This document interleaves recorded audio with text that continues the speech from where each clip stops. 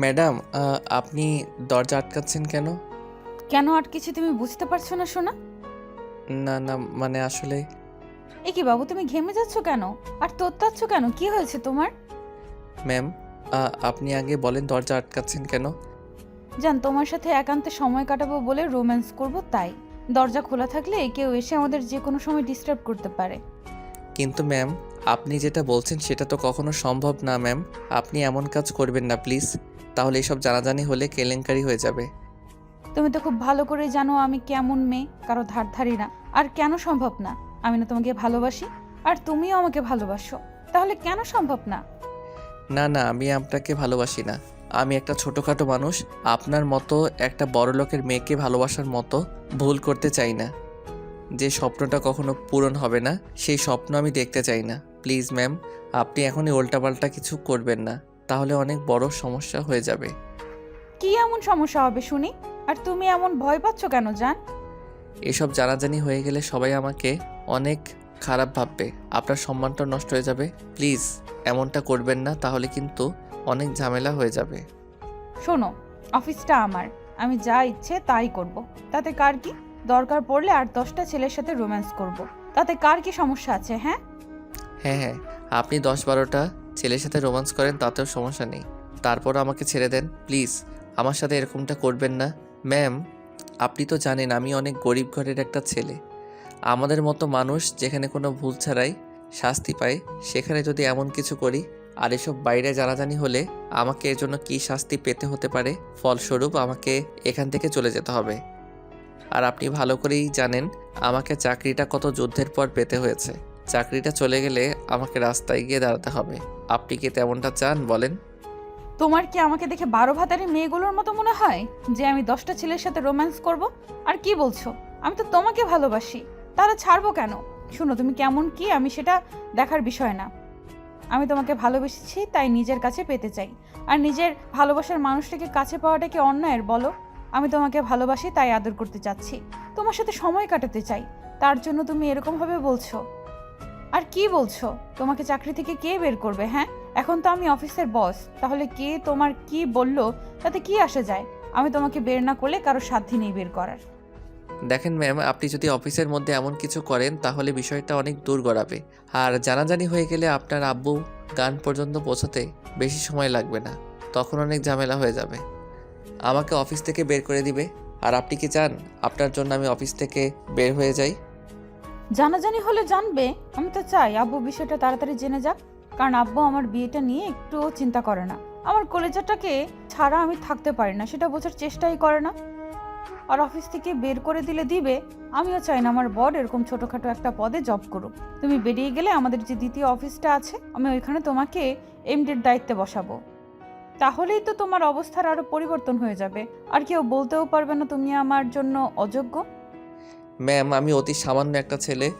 আপনি যে স্বপ্ন দেখেছেন আমাকে নিয়ে, সে স্বপ্নটা না দেখাই ভালো। যার যে জায়গা তাকে সেখানেই মানায়। আমাকে কখনো এমডির দায়িত্বে মানায় না। আর আমি চাইও না বড়লোকের মেয়েকে নিজের প্রেমের জালে ফাঁসিয়ে এরকম কিছু করতে, তাতে সারা জীবন মানুষের কাছে কথা শুনতে হবে। প্লিজ ম্যাম, এমন কিছু করবেন না। আমি চাই না আমাদের মাঝে উল্টাপাল্টা কিছু একটা হয়ে যাক আর তাতে সম্মানটা চলে যাক। তোমাকে সমাজের চোখে আমার জন্য যোগ্য করে তুলবো। জান, তুমি নিজেকে সব সময় এত ছোট ভাবো কেন? জানো না আব্বু তোমাকে কতটা পছন্দ করে? আর এসব কি বলছো কলিজা? তুমি আমাকে প্রেমের জালে ফাঁসাওনি, আমি নিজেই তোমাকে ভালোবাসি। আর সম্মান যাবে কেন? উল্টাপাল্টা কিছু একটা হলে তো তোমার কলিজার সাথেই হবে। তখন না হয় আমি প্রেগনেন্ট হয়ে যাব, আর আব্বু তোমার সাথে জোর করে আমার বিয়েটা দিয়ে দিবে। আমি খুব সহজেই তোমাকে পেয়ে যাব বাবুটা। আপনার কাছে বিষয়টা মজার লাগলেও আমার কাছে বিষয়টা কোনো মজার না। এখানে আমার সম্মানের প্রশ্ন। এমন কিছু হয়ে গেলে আপনার সম্মানটা না আমারটাই যাবে, কারণ আমি গরিব ঘরের ছেলে। ঈশানের কথায় রুহি প্রচণ্ড পরিমাণে রেগে যায়। ওর অনেকটা কাছে চলে আসে, তারপর শার্টের কলার 2 হাতে আঁকড়ে ধরে অগ্নিমূর্তি রূপ ধারণ করে বলতে লাগলো। কুত্তা হারামি, তো সাহস কি করে হয় সব কথা বলার? তোকে আমি যতটাই উপরে ওঠানোর চেষ্টা করি, তুই নিজেই দূরে চলে যাস আর নিজেকে ছোট প্রমাণ করিস। শোন, এসব কথা আর বলবি না। আমি তোকে ভালোবাসি, তুই আমাকে বাসিস কি না আমি সেটা জানতে চাই না। আমার শুধু তোকেই লাগবে, অন্য কাউকে না। আমার লাইফে আমি তোকে ছাড়া অন্য কাউকে কল্পনাও করতে পারি না। তোকে ভালোবাসি আর আমার তোকেই লাগবে। কিন্তু ম্যাম, আমি আপনাকে ভালোবাসি না। আমার যোগ্যতা নেই আপনার পাশে দাঁড়ানোর। তাই শুধু শুধু আপনাকে ভালোবাসার মতো ভুলটা আমি করতে চাই না। যোগ্যতা থাকলে আমি ঠিকই আপনাকে ভালোবাসতাম। এই সামান্য বিষয়ের জন্য তুই আমাকে ভালোবাসবি না, দূরে সরিয়ে দিবি, তাই তো? হ্যাঁ, কারণ এটাই এই পৃথিবীর নিয়ম হয়ে গেছে, তাই আমি। ঈশান কথাটা শেষ করার আগেই রুহি ওদের চার ঠোঁট এক করে দিল আর পাগলের মতো কিস করতে লাগলো। একটা সময় ঈশান আর থাকতে না পেরে রুহির কোমর জড়িয়ে ধরল। সাথে সাথে রুহি অবাক হয়ে গেল। ঈশান কিছুক্ষণ রুহির সাথে রেসপন্স করলো, তারপর হঠাৎ করেই ওর মনে পড়ল রুহি ওর অফিসের ম্যাম। সাথে সাথে ঈশান রুহিকে ধাক্কা দিয়ে দূরে সরিয়ে দিল আর বলতে লাগলো, ম্যাম, এসব একদম ঠিক না। প্লিজ আপনি এমন কাজ করবেন না যার জন্য সবার সামনে আমাদের অসম্মানিত হতে হয়।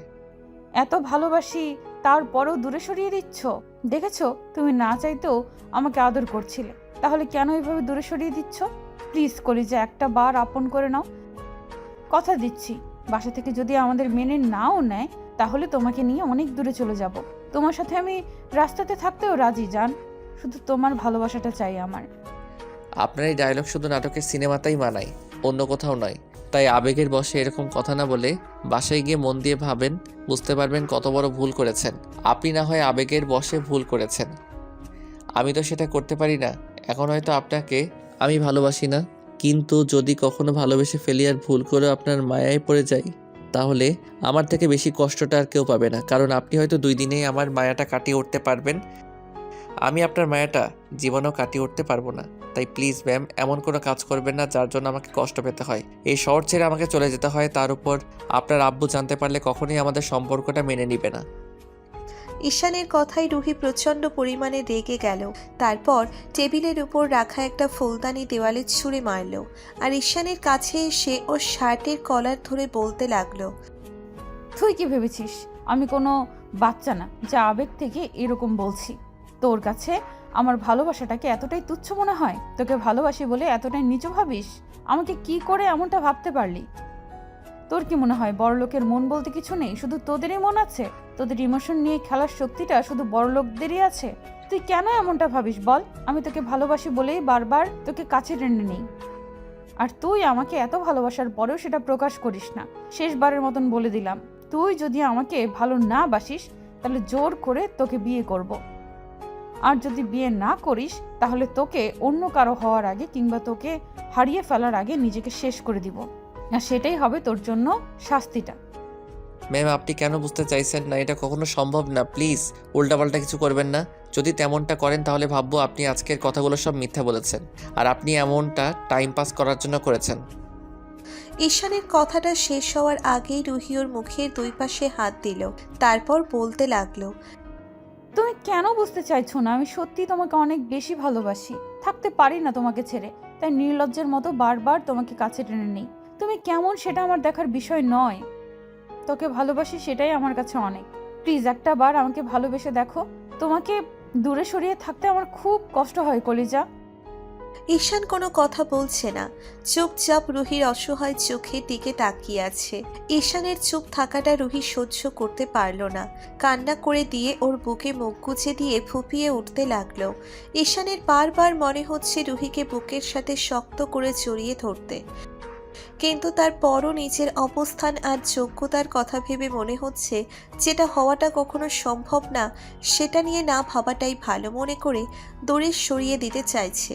ঈশান জানে রুহি প্রচণ্ড পরিমাণে একটা রাগী মেয়ে, তাই ঈশান বলতে লাগলো, প্লিজ পাগলামি করবেন না। আপনি আবারও ভেবে দেখেন, এটা কখনোই হওয়া সম্ভব না। এই সম্পর্ক কখনোই সামনের দিকে এগোবে না, এর কোনো ভবিষ্যৎ নেই। তোমাকে কি করে বোঝাবো? তুমি শুধু আমার মন প্রাণ জুড়ে আছো। তুমি আমাকে হারিয়ে ফেলার ভয় হয়তো এরকম বলছো, তাই না? আমি যদি তোমাকে বিয়ে করে নেই তাহলে তো তোমার সব ভয় কেটে যাবে, তাই না? কলিজা, তুমি আমাকে বিয়ে করবে বলো, আমি আজকেই তোমাকে বিয়ে করে নেব। প্লিজ বলো। তারপর শুধু আমার তোমাকেই চাই। আমি তোমাকে ছেড়ে আর দূরে থাকতে পারছি না। ম্যাম, আপনি পাগল হয়ে গেছেন। এসব শুধু গল্প আর সিনেমাতে, মানে বাস্তব লাইফে এসব ডায়লগ না দিলে ভালো হয়। বলছি না আমার তোকেই চাই? তারপরও কেন বুঝতে চাইছিস না আমি তোকে ভালোবাসি আর খুব শীঘ্রই নিজের করে নিব? যদি না পারি এই মুখটা আর কখনো তোকে দেখাবো না। রুহি কান্না করতে করতে কেবিন থেকে বেরিয়ে গেল। ঈশান কিছুক্ষণ চুপ করে থেকে তারপর নিজের কেবিনে গেল। সারাটা দিনই ঈশান কোনো কাজ করতে পারল না, শুধু রুহির বলা কথাগুলো মাথার মধ্যে ঘুরপাক খেতে লাগলো। তারপরে একটা সময় অফিস ছুটি হলে ঈশান বাসায় আসতেই জানতে পারল আব্বু আম্মু ওর বিয়ে ঠিক করে ফেলেছে তার বন্ধুর মেয়ের সাথে, তাও সেটা কালকেই। এমন কিছু শুনেই ঈশান কিছুক্ষণ চুপ করে রইল। তারপরও আব্বু আম্মুর ডিসিশনের উপর কখনো কথা বলেনি, তাই কোনো কথা না বলে রুমে চলে গেল।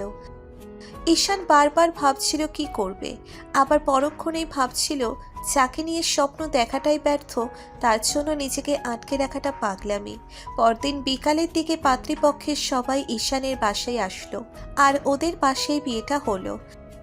কিন্তু একটা আশ্চর্যের ব্যাপার হলো, বিয়ের সময় ঈশানের অফিসের বস সেখানে ছিল। বসকে জিজ্ঞেস করলে বলেছিল ওর আব্বু নাকি ওনাকে ডেকেছে, তারপর অনিচ্ছা সত্ত্বেও বিয়েটা করলো। কিন্তু একটা বার মেয়েটার মুখটা দেখা তো দূরে থাক, ওর নামটাও নিজের কানে শুনতে পায়নি। শুধু বারবার মাথায় ঘুরপাক খাচ্ছিল। রুহি এসব জানতে পারলে হয়তো উল্টোপাল্টা কিছু একটা করে ফেলবে। বিয়েটা শেষ হতেই ঈশান সেখান থেকে রুমে চলে যায়। তারপর কিছুক্ষণ ব্যালকনিতে গিয়ে দাঁড়িয়ে রইল। রুহির কথাগুলো মনে পড়ল আপনা আপনি। ঈশানের চোখে পানি চলে আসে, তারপরও নিজেকে স্বাভাবিক করে ভাবে। যেটা হবার নয় সেটা ওকে বোঝালেই হয়তো বুঝতে পারবে। উনি আমার কপালে নেই, তাহলে কান্নাকাটি করে কি হবে? তো রাত 10টার দিকে আম্মু ঈশানের বউকে ওর রুমে নিয়ে যায়। তারপর বেশ কিছুক্ষণ ঈশানকে বুঝিয়ে রুমে পাঠালো। ঈশান রুমে এসে দেখে নতুন বউ বিছানার মাঝখানে ইয়া বড় 1 ঘন্টা দিয়ে বসে আছে। ঈশানকে দেখে মেয়েটা কেমন হাত মুচড়াতে লাগলো। ঈশান বুঝতে পারলো মেয়েটা হয়তো একটু ভয়ে আছে, তাই ওকে স্বাভাবিক করার জন্য বলল, আপনি ভয় পাবেন না, যতটা বাজে আমাকে ভাবছেন ততটা বাজে নই। তাছাড়া আমি একজনকে পছন্দ করতাম, ভালোবাসি কিনা জানি না, কিন্তু মেয়েটা আমাকে পাগলের মতো ভালোবাসতো। তারপরও টাকা পয়সার বড়লোকের এই বিশাল দেওয়ালের কারণে আমার ভালোবাসাটাকে হেরে যেতে হয়েছে। আমি জানি না ওই এসব জানার পর কি করবে, হয়তো নিজেকে আটকে রাখতে পারবে না। তাকে এসব কথা আমি ধরে নিয়েছি, ও আমার ভাগ্যে নেই। আপনাকে একটা কথা বলি, আপনি তো আমার বিষয়ে জানেন না, তাহলে কেন বিয়ে করতে গেলেন আমাকে? জানি না, তবে এখন থেকে জেনে নিব। কিন্তু আপনাকে দেখেই বোঝা যাচ্ছে আপনি অনেকটা ভয়ে আছেন। ভয় পাবেন না, আমি অতটা বাজে নই যতটা আপনি ভাবছেন। আচ্ছা শুনুন, আপনি বিছানাতে ঘুমিয়ে পড়ুন, আমি সোফায় শুয়ে পড়ছি। ঈশান একটা বালিশ আর চাদর নিয়ে যখন সোফার দিকে যাবে তখনই মেয়েটা উঠে আসলো, আর ঈশান হাত ধরলো। সাথে সাথে ঈশান মেয়েটার দিকে ফিরলে ওর মুখের দিকে তাকালে যেন আকাশ থেকে পড়লো, আর বলতে লাগলো, রুহি তুমি না, মানে আসলে আপনি কেন? এখানে অন্য কেউ থাকলে খুশি হতে। না, মানে তুমি আসলে আপনি তো এখানে থাকার কথা ছিল না। আমার আব্বুর বন্ধুর মেয়ের তো এখানে থাকার কথা, যার সাথে একটু আগে আমার বিয়ে হয়েছে। তুমি কি ভেবেছো অন্য কাউকে বিয়ে করে নিবা আর আমি এত সহজে সেটা মেনে নেব? কখনো না। শোনো, সবটা আমার প্ল্যান ছিল। তোমাকে আমি কি বলেছিলাম? যে আমি তোমাকে খুব শীঘ্রই নিজের করে চাই, একটা মুহূর্তও দূরে রাখতে পারবো না। বাসায় গিয়ে আব্বু আম্মুকে সবটা বলেছিলাম। আব্বু আম্মু কথা বলছিল না, তাই একটু নাটক হয়েছিল তোমাকে পাওয়ার জন্য। তাতেই আব্বু আম্মু সবটা মেনে নিয়েছে। এখন তুমি যদি আমাকে মেনে নাও তাহলে তো বুঝতেই পারছো তোমার কি হাল করে ছাড়বো। আর কি বললে তুমি আমাকে এত ভালোবাসো আর বলতে পারোনি? না মানে আসলে না মানে আসলে কি, আমি আর কিচ্ছু শুনতে চাই না। আজকে তুমি আমাকে অনেক ভালোবাসবে আর আদর করবে, আমি এর থেকে বেশি কিচ্ছু জানতে চাই না। আগে কি হয়েছে না হয়েছে আমি কিচ্ছু মনে রাখতে চাই না। এখন থেকে শুধু তোমাকে মনে রাখবো, তোমার ভালোবাসাটা চাইবো। প্লিজ আমাকে একটু ভালোবেসে নিজের করে নাও জান। রুহি কথাটা শেষ করার আগে ঈশান ওকে বুকের সাথে খুব শক্ত করে চেপে ধরলো আর কান্না করে দিয়ে বলতে লাগলো, ভালোবাসি প্রকাশ করতে পারিনি, লাভ ইউ পাগলি, প্রচণ্ড ভালোবাসি তোমাকে। আজকে দ্বিতীয়বার সেটা জানতে পারলাম। আই লাভ ইউ টু কলিজা, প্লিজ আমাকে একটু আদর করে দাও, আমি আর থাকতে পারছি না। তাই আচ্ছা ঠিক আছে, আজকে অনেক ভালোবাসবো তোমাকে।